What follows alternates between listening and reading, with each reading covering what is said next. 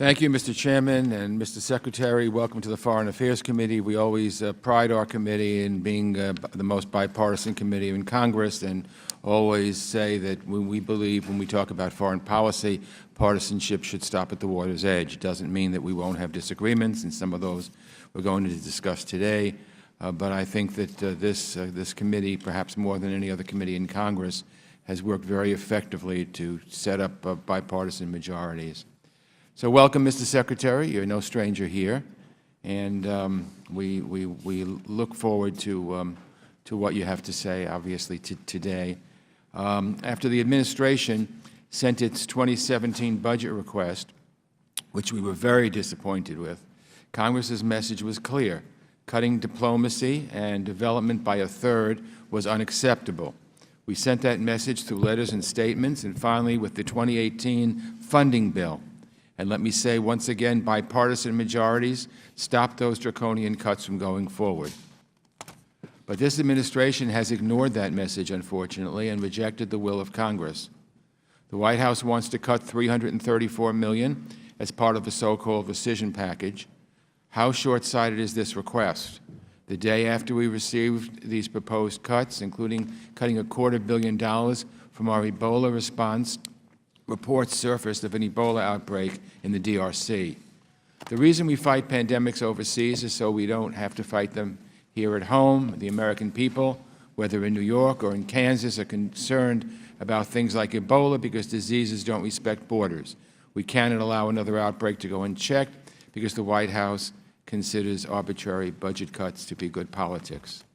Now, the State Department, and I realize this is all happening before you came, Mr. Secretary, so I'm hoping that you can work with us in trying to change these things and to right the wrongs. The State Department has now sent us another budget that would again slash diplomacy and development efforts that promote our security, that keep America safe. It's frankly insulting that the administration would send us another request like this when we rejected it last year. So I predict that Congress will reject this budget just as we did last year's. Again, Congress, on a bipartisan basis, rejected the budget.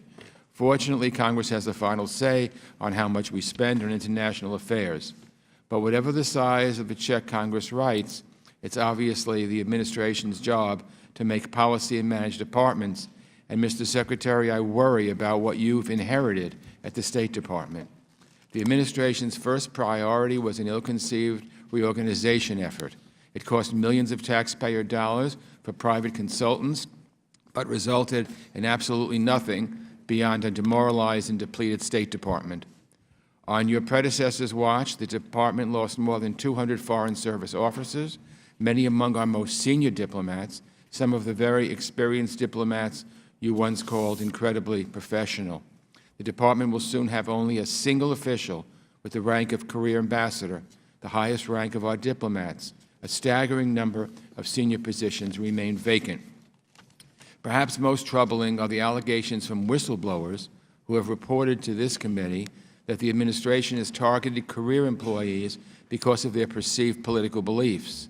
This is potentially a violation of laws governing State Department personnel.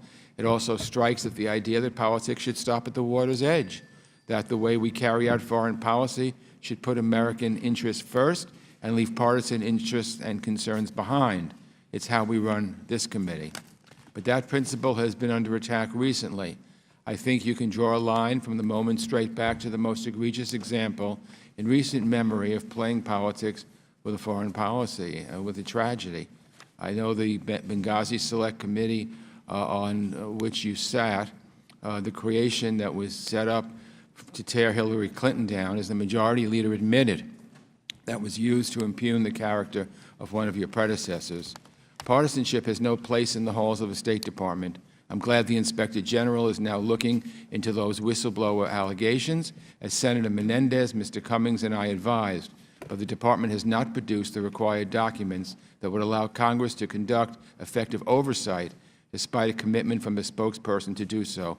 So I hope, Mr. Secretary, that you'll help to get us those documents and that you'll leave behind any political considerations in the way the Department is run under your leadership. Unfortunately, after 16 months, we're feeling the effects of a foreign policy that has marginalized diplomacy and made Americans less safe. The President has alienated our friends, doubted the value of our alliances, and undermined American credibility around the world. The result? A recent Gallup poll put America's global approval rating at an historical low 30%, nearly 20% lower than the previous year. At the rate we're breaking our word and unwinding our country's commitments, I imagine we'll see that number dip even further. The administration's slogan of America First, it's looking, unfortunately, more like America Last and America Alone, and America by itself in the world, where we don't nurture alliances and cultivate new friendships, where we don't put our values at the center of our politics, where we don't help countries become stronger and more stable partners on the global stage. And America in that world is an America that's less safe. Perhaps the worst example that the administration has blatantly ignored is our ongoing threat to our security, which is Russia's attack on American democracy. As you said when you served as CIA director, we're staring another Russian attack in the face. I agree with you. I'm worried that the President is just going to let it happen. I'm worried that even if we did want to push back, the State Department is so hobbled and hollowed out that we won't be able to. I'm worried that the administration is giving Russia a pass because Putin supported President Trump over Hillary Clinton. If we allow foreign interference in our elections so long as it supports our political objectives, then we've put party before country and put our democracy in crisis. I would be just as outraged if the Russians helped Hillary Clinton. I think the Russians should stay out of our democracy. There are so many issues I could get into, but I want all our members to have a chance to ask questions today. There are tough questions, Mr. Secretary, but I look forward to working with you, and I know that your service here in the House will do you well in working together with the House to effectuate a better foreign policy for our country. Thank you.